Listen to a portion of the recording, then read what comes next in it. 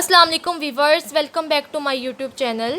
आज जो हम टॉपिक डिस्कस करेंगे वो है symbol of chemistry and periodic table. FSC chapter number 1 का first topic, the elements of periodic table are called symbol of chemistry.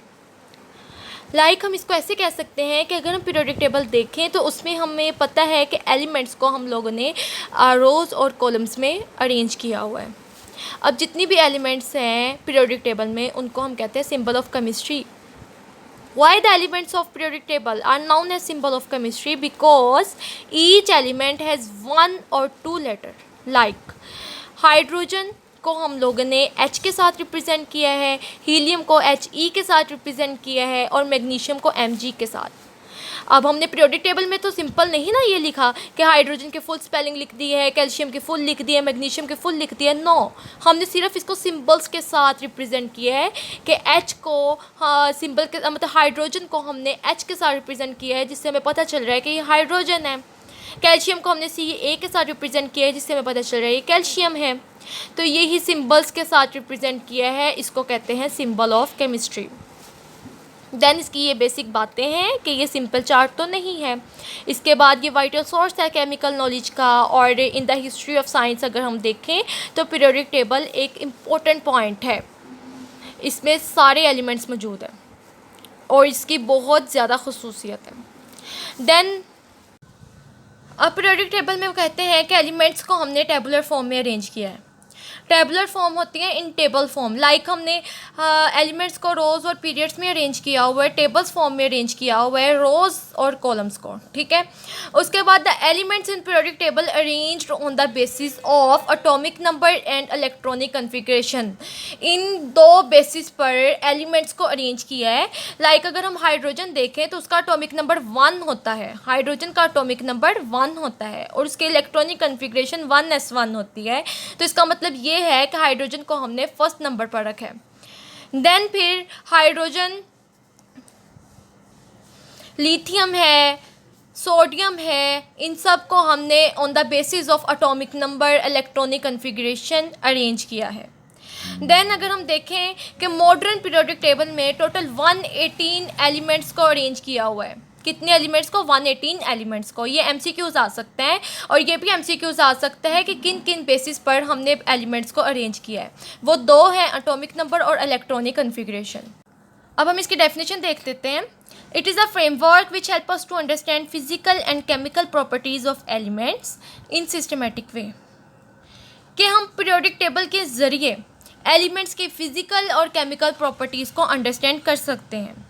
Then second definition है, the periodic table is tabular arrangement of all non chemical elements organized by their atomic number, electronic configuration and chemical properties. ये तो वही बात होगी ना कि मतलब chemical elements को हम लोगों ने टेबुलर अरेंजमेंट में अरेंज किया हुआ है और इसको एटॉमिक नंबर के बेस पे ऑर्गेनाइज़ किया है, इलेक्ट्रॉनिक कॉन्फ़िगरेशन के बेस पे और केमिकल प्रॉपर्टीज़ की बेस पे। अब पीरियोडिक टेबल में रोज़ और कॉलम्स होती हैं। रोज़ अलोंग एक्स एक्सिस होते हैं लाइक हॉरिजॉन्टल लाइंस, और कॉलम्स अलोंग वाई एक्सिस होती है लाइक वर्टिकल लाइंस। ये वर्टिकल लाइंस है, ये हॉरिजॉन्टल लाइंस है। इस तरह हम क्या कहते हैं, रोज़ और कॉलम्स की अरेंजमेंट होती है। अब जो रोज़ है, हॉरिजॉन्टल लाइंस, उनको पीरियड्स कहते हैं और जो वर्टिकल लाइंस हैं उनको ग्रुप्स कहते हैं। पीरियड्स और groups, periods along x axis, groups along y axis. Each element is placed in order of increasing atomic number and number of protons। कि हर एलिमेंट को इस हिसाब से प्लेस किया हुआ है कि इंक्रीजिंग एटॉमिक नंबर, सबसे कम एटॉमिक नंबर, उससे ज़्यादा, उससे ज़्यादा, उससे ज़्यादा, इस तरह हम लोगों ने एटॉमिक नंबर को क्या कहते हैं, एलिमेंट्स को अरेंज किया हुआ है। अब एटॉमिक नंबर हो सकता है वो, या नंबर ऑफ़ प्रोटॉन्स हो सकते हैं, ये दोनों सेम ही होते हैं। Elements in same group have similar chemical properties. अब जिस ग्रुप में हमने एलिमेंट्स को रखा है, लाइक मेटल्स, अल्कली मेटल्स में होते हैं 2 groups, group number 1 and group number 2। उसमें जो हम लोगों ने एलिमेंट्स को अरेंज किया हुआ है उन सब की सिमिलर केमिकल प्रॉपर्टीज़ है। ऐसा नहीं है कि उसमें एक एलिमेंट की डिफरेंट प्रॉपर्टीज़ है, ऐसा बिल्कुल भी नहीं है। अब हम इसका हिस्टोरिकल बैकग्राउंड देखते हैं। 3 centuries ago, less than a dozen elements were known to humanity।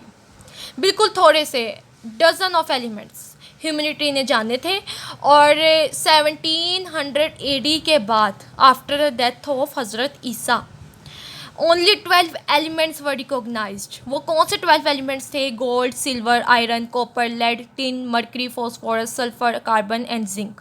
ये वाले एलिमेंट्स सिर्फ रिकॉग्नाइज हुए थे, सिर्फ इनके बारे में लोगों ने जाना था। देन हमारे पास है एंटोनी लेवुज़र। ये एक साइंटिस्ट है जिसने एलिमेंट्स को क्लासीफाई किया था on the basis of metals and non metals, कि इसने एलिमेंट्स को पीरियोडिक टेबल में क्लासीफाई किया था, कि मेटल्स वाले को अलग ग्रुप्स में रखा था और नॉन मेटल्स को अलग ग्रुप्स में रखा था। Metals like gold, silver and non metals like carbon, sulphur.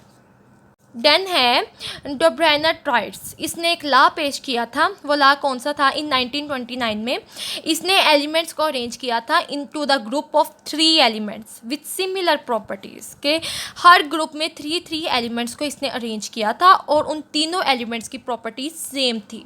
इसको कहते हैं ट्राइड्स। अब ट्राइड्स से ही हमें पता चल रहा है try mean 3 group of elements में इसने एलिमेंट्स को अरेंज किया था। इसमें उसने कहा था कि जो atomic weight of middle element was रफली equal to the average of other 2। अब इस लाइन का मतलब क्या है वो हम नेक्स्ट टेबल में जानते हैं। अब ये एक टेबल है। टेबल में क्या हम लोगों ने करना है कि हम कह रहे थे कि जो मिडल एलिमेंट है उसका एटॉमिक वेट एवरेज के इक्वल है, इन दोनों एलिमेंट्स के एवरेज के इक्वल है। लाइक स्ट्रोंचियम का अगर हम एटॉमिक वेट निकालें तो इन दोनों का अगर हम एवरेज लेंगे तो उसके इक्वल होगा। इसी तरह सोडियम का एटॉमिक वेट किसके इक्वल होगा? The average of the lithium and potassium. Like हम अगर हम देखें सोडियम है, सोडियम का हम लोगों ने एटॉमिक वेट फाइंड आउट करना है, तो इसमें क्या करेंगे? लिथियम 7 + 39 डिवाइड कर देंगे 2 को। इन दोनों एलिमेंट्स का हमने एवरेज ले लिया है तो 23। तो हमारे पास क्या आ गया? Atomic weight of sodium. इसी तरह अगर हम स्ट्रोंचियम का देखें एटॉमिक वेट तो कैसे निकलेगा? इन दोनों का एवरेज लेंगे। कैल्शियम 40 + 137 डिवाइडेड बाई 2, तो आंसर हमारे पास 87.5 आ गया है। तो ये आ गया एटॉमिक वेट। तो यही वाली जो लाइन है ना, ये वाली atomic weight of middle element was रफली equal to the average of other 2, इस पे बेस करती है। देन अगर हम ब्रोमीन का देखें, ब्रोमीन का कैसे निकलेगा एटॉमिक वेट? इन दोनों को सम करो, 35.5 और 127 को, इसको डिवाइड कर दो 2 पे और फिर 80 हमारे पास आंसर आ जाएगा। तो 80 क्या है? Atomic weight of bromine. इस तरह हम इसकी एवरेज निकाल सकते हैं और जो इस दोनों की एवरेज निकालेंगे वो किसके इक्वल होगी? Atomic weight of bromine, atomic weight of strontium, atomic weight of sodium. इस तरह हम लोग फाइंड आउट कर सकते हैं।